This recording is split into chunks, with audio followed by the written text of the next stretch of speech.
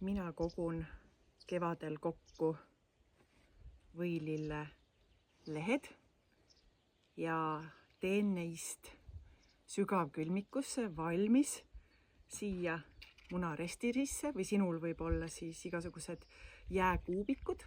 Teen sellised smuuti või sellise joogi starterid.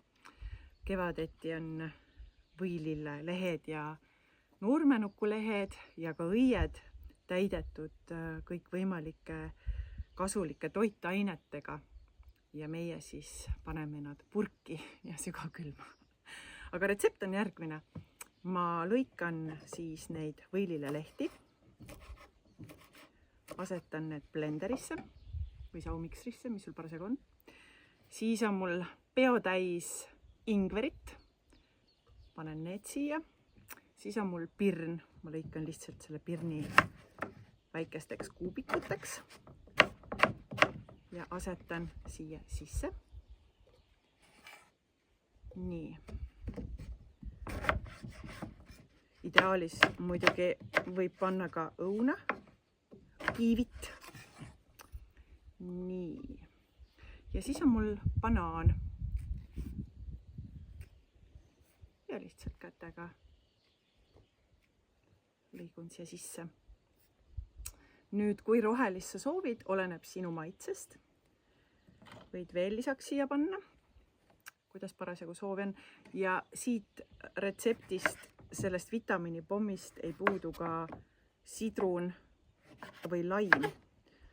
Ma lihtsalt võid ka täitsa pigistada sisse seda mahla. Minule meeldib natukene seda sisemist nahka ka sisse panna. No nii, tundub juba päris pungil see reisiblender. Ja siis on soovitatav sinna panna kas vett või kookosevett. Nii. Ja paneme kaane peale.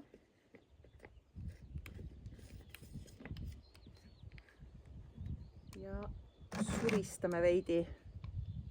Ja minu starter ongi valmis ja nüüd asetan ma nad enda maal leitud ainukesse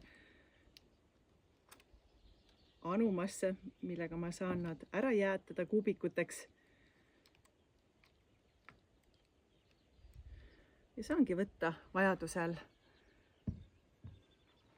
ja asetada mil iganes smuuti sisse või joogi sisse. Aga head katsetamist teile, retsepti leiate alt.